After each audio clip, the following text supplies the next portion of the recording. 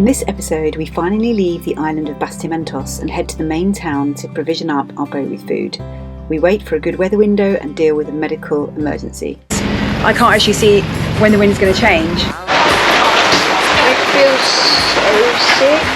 And me with family.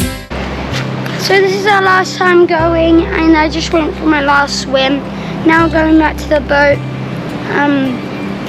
to leave, and going to the south anchorage of Bocas, and my friends are going to be there. That's good, one of my friends. But then I'm also leaving this lovely place, Rosa, and this whole lovely place. Okay, so we've just left the marina and now come over the fuel dock. It's quite a funny little fuel dock. It's kind of just set back from the mangroves, so looks a bit dodgy, but it's fairly regularly used. But we've got a new funnel now, and we've obviously put some biocide in the fuel tank as well. I want to move forward. Okay, a little bit of forward, Darry. A bit more. So we're all trying to rotate when we come in and out of docks. Darry brought us in, and now Ewan's taking us out. That's it. No more than 2 seconds on the back whistle, okay? Are you going easy on it? Yeah, I am. Right, start straining up the wheel. Right, keep going until the tape's in the middle. Keep going. The tape is there. Yeah, but it goes through twice, so it goes through another turn. Right, now that's straight, okay? Roughly. Should I go a bit faster? Yep. Just watch out for pangas coming around that corner. Someone check for pangas! I literally cannot see you. We soon discovered that sailing around the world on a boat was not everybody's dream.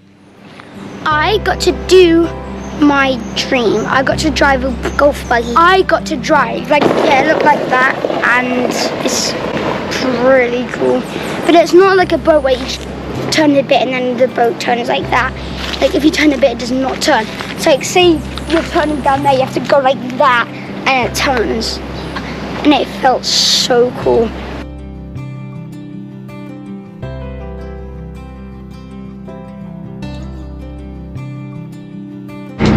What do you see?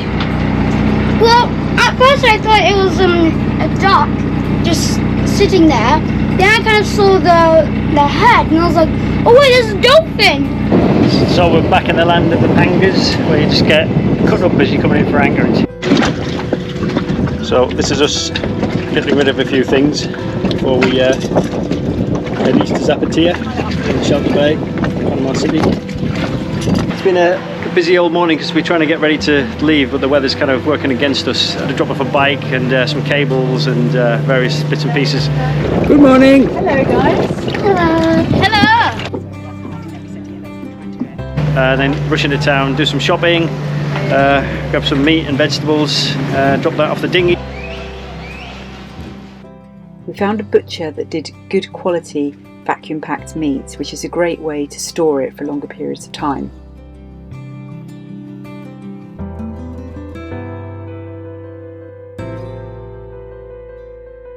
This place is really good. It's called Oliver's and it's great for vegetables. So here I've got a bag full of 2 massive pineapples, loads of bananas, a couple of mangoes, carrots, have I said that already?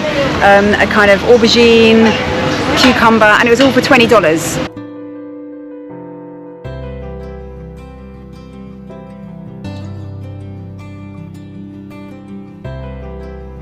Come across to Caranero, one of the water taxis to pick up some lunch because we had a voucher from the regatta from a few weeks ago.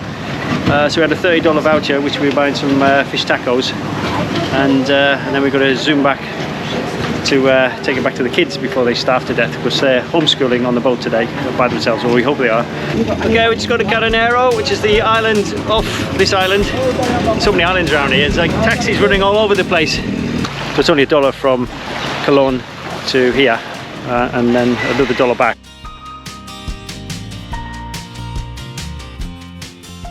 So this is Caranero. All of the sort of the buildings are set away from the mainland, mainly because the chitras, which are kind of like little tiny mosquito type creatures, like they're just hellish on a night. So basically keeps them away from that. But also I think there's a lot of restrictions on how many mangroves and trees you can cut down, so again that takes away that problem by building out on the water. And obviously it's cooler there, you get more of a breeze. Obviously on a day like today you don't really appreciate it, but it does get very, very hot and humid. There's the toilet. I've spent the last few weeks with my head in the battery bay, just fixing batteries, fixing the boat, while Arenka and the kids kind of go off and do a bit of exploring. Obviously they're doing schooling as well and provisioning. So you don't actually get to see a lot of it, and it kind of typifies that thing about cruising is fixing boat in exotic locations. I get to see more of the inside of an engine bay and a battery box than I do of the actual locations that we're at. But today's our last day, so I thought we'd better make the effort to at least step foot on land in Carneiro and actually see what it's about. And it's actually really nice. It reminds me so much of Asia, the sort of the hippie, vegetarian, vegan vibe, you know, with like lots of diving and surfing going on. Lots of pangas coming and going, you know, as you can see behind me now. Yeah, it's interesting as well as a kind of somebody with a background in interior design and furniture design, looking at how things are made and how rickety everything is, and you know, it kind of makes you wonder how things stay up sometimes. Kind of a little bit run down really, and some of the houses there, they're like this houses on stilts, but there's lots of swampy kind of water underneath. They're really just nailed together. There's walls that are kind of falling off. So with places like this, they're so isolated, you know, that people just have to make do with the resources that they've got, and they do make very creative use of the resources. So there's some massive houses owned by, I'm not sure if they're local people. Cool, so we've got our lunch sorted out, and we met Francesca, who's the owner of this place. She's been here for 20 years and she used to live on a boat with her kids. Yeah, she sort of said COVID was pretty hard, but there was always a lot of surfers around, and her husband's a surfer, so they managed to kind of keep the place going. But it's a really nice place. Definitely recommend it because the menu is amazing, especially if you're veggie or you like fish. It's a good place.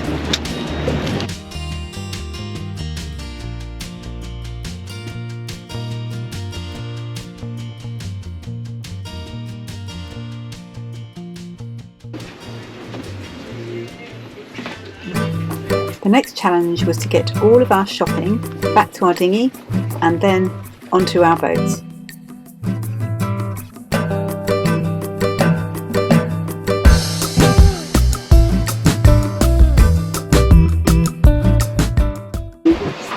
Well, the bananas here go brown like in a day, so to save them for smoothies and things like that, we just freeze them up. We got the idea from our boat friends on Chinook. Hey, this is Monday night, and Monday night is something going on at the floating bar, music. So we're going there with Swift. Naturally, the only way to get to a floating bar is by boat.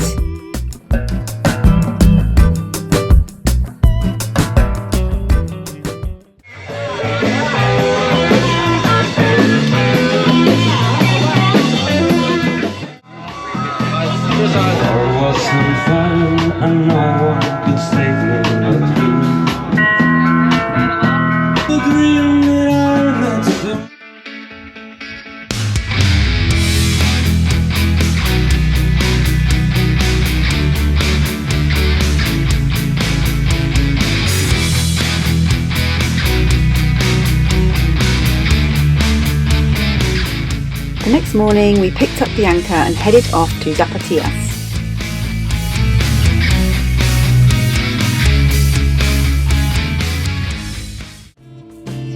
The next morning we headed to Zapatias Island for a final stop before our main passage to Shelter Bay.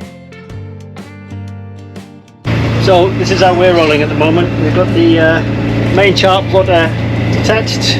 We've got the new chart plotter being used as a stand for the iPad while we use Navionics to pick our way through these coral. Autopilot isn't working, and we've got a big hole in the dash panel for where I took one of the plates out. Thinking about a week's time, we're kind of thinking about heading through the Panama Canal into the South Pacific, and this is the state of our instruments at the moment. So I've just unplugged the E80 that we had in there before, and the autopilot has started working. So I think it was a conflict with the 24 volt and the 12 volt system, or a grounding system, I don't know what, but as soon as I unplugged the old chart plotter, it's working. So, good news. So we're back in Zapatia, probably our favourite place in Bocas del Toro. And this time we've been joined by our friends in Celeste. Arenka's been teaching them. They bought a boat, but have no sailing experience, so Arenka's been doing an instructor thing and help them out because they were let down by their instructor who was supposed to come down from Mexico, never turned up. And this is the first time on anchor. They are quite experienced on powerboats, but not sailboats. And the kids get to hang out. Today I'm making banana and muesli bread.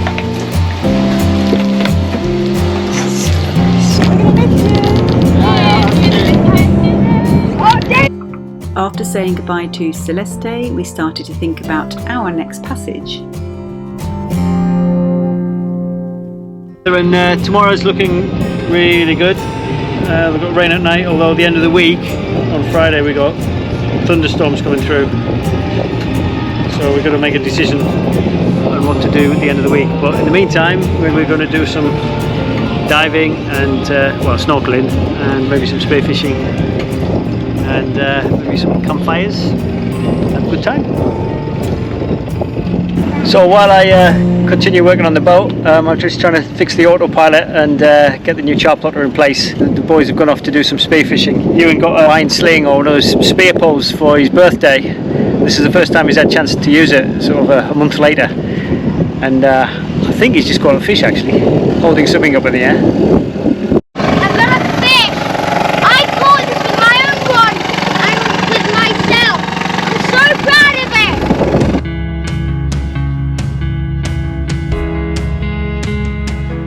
it! Checked in the hole and I aimed and then I saw this tiny fish and I was like, I'm gonna get it. And I shot it and it was this. I think that's a snapper. This is my reward for trying hard, like from today and yesterday to get this. This is my reward. Nice. Don't forget to rinse your equipment, okay, in fresh water. Yep. Mother! Look! Well done! Now you've got to gut it and clean up. How do I do that? Darry will show you. Yeah. We were happy to see our friends on Oceananigans turn up.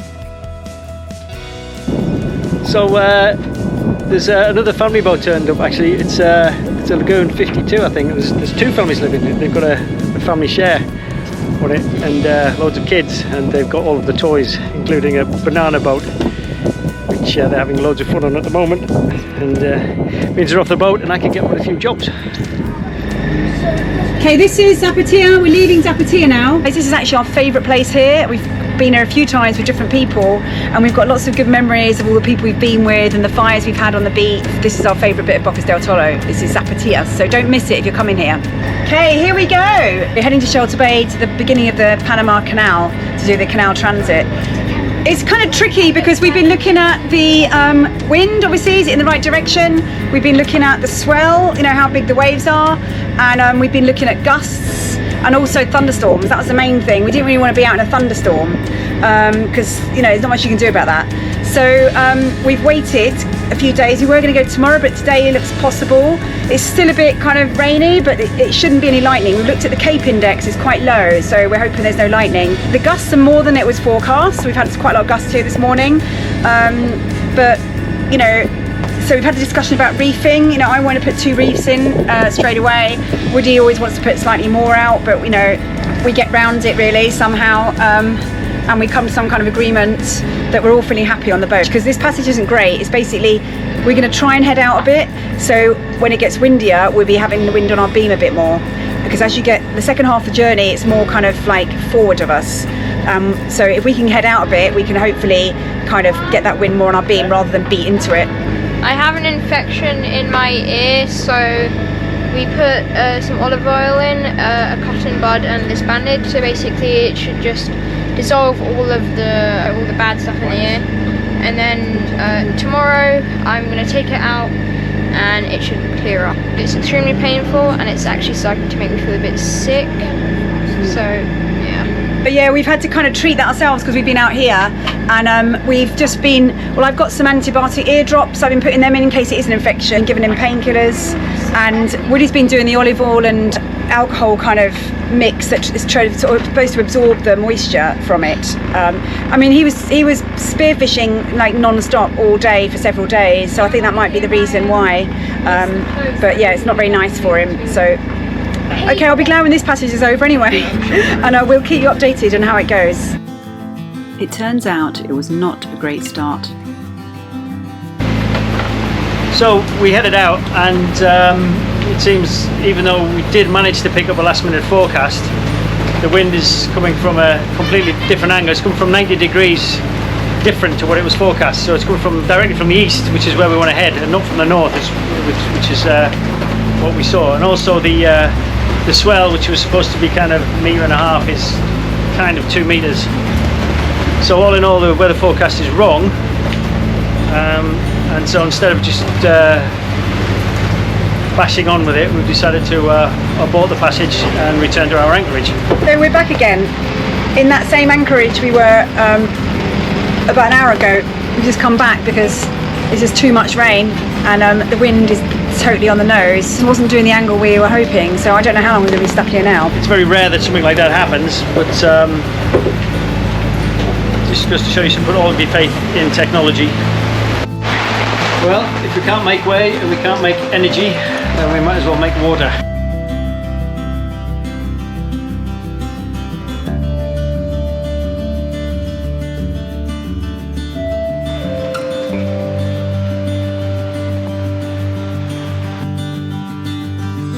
Darry was also still suffering with his ear problem. I feel so sick. This ear thing is horrible. Pressing against my eardrum. What can we do on this anchor day, on this kind of rainy storm? Nothing much really, so we're collecting a lot of water for sure, and just playing a bit of Monopoly. How are you all doing in the Monopoly game? Terribly. Dad's being really annoying and he's winning. No one likes that. I made some scones because we had, well, actually our flour got really damp and so we had to use it. And classical music. How delightful. Anyway, it's a typical rainy day on anchor, waiting, and we don't really know what we're waiting for, but we're stuck. Stay tuned for our next episode about how we eventually sailed to Shelter Bay Marina. Thanks for watching, and a massive thank you to our patrons for keeping this journey going. If you want to give something back and want to be a part of our patron family, then follow the description in the link below, or put Mothership Adrift Patreon, and that should send you to the right link. You can become a patron from as little as $3, and you can be in contact with us directly. Thank you. You and me, we're family. And finally, don't forget to subscribe and also check out our other channel, which is dedicated to fixing your boat, called Mothership Maintenance. Hey, you'll always be